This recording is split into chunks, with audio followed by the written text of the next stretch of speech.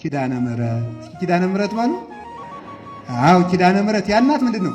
እግዚአብሔር አዳምን ሲምረው ኪዳኑን ፈጽሞ ነውና ያ ምሕረት የተፈጸመባት እመቤታችን ስለሆነ ኪዳነ ምሕረት ያልናት ዛሬ የካቲት 16 ስለተቀበለችው ቃል ኪዳን ብቻ ሳይሆን ዋናውም ኪዳን የተፈጸመባት የእሷ ማኅፀን ስለሆነ ኪዳነ ምሕረት። ስለዚህ የፈጣሪ አባት አባታችን እንደሆነ የፈጣሪ እናት እናታችን ሆነች ማለት ነው። አያችሁ እንዴ? የፈጣሪ አባት የወልድ አባት ማን ነው? አብ በሉ። ስንጸልይ አብን ምንን እያልን እንጸልያለን?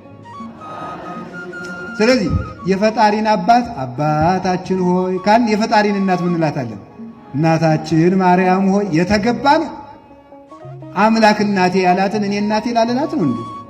ፈጣሪ እናቴ ካላት እኔማ ሎሌሽ ነኝ ብላት። ኧረ እናትም የሆነችን በቸርነቷ ነው። አንደኛ የእግዚአብሔር ቸርነት ይገርማል። የእሱን እናት እኛም እናታችን ሲል ለነገሩ ፈጣሪ ቅናት የለበት አይደል? እንጂማ እኮ የአምላክን እናት እናቴ ማለት ራሱ እኮ ትዕቢት እኮ ነው። ትዕቢት ነው፣ አዛኝ ነው። ሁለተኛ ደግሞ የእሷም ደግነት እኔ አንተን ልጅ ባልኩበት ዘማውያንን ሁሉ ልጅ አልልም አለማለቷ፣ የረከሱት ሁሉ እናቴ ማርያም አይሉኝም እንዳይሉ ይከልክላቸው አለማለቷ አይደንቃችሁ?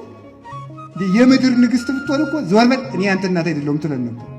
እሷ ግን ቸር እናት ስለሆነች የመሐሪው እናት እርሪት ማርያም ለውሻ ያዘነች ስትሆን ስለሆነች እናታችን ስንላትም አናፍራ።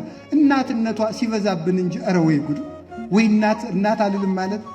ስለዚህ እመቤታችን ምንድናት ካላችሁኝ፣ እሷ የፈጣሪ እናት የቃል ኪዳን እናታችን ናት። ቃል ኪዳኑ ተፈጽሞ አምላክ የተወለደባት ስለሆነ የአምላክ እናት የሆነችለት የፍጡራን እናት ሆነች። የፈጣሪ እናት ስትሆን የፍጡራን እናት የሆነችው ያን ጊዜ ነው።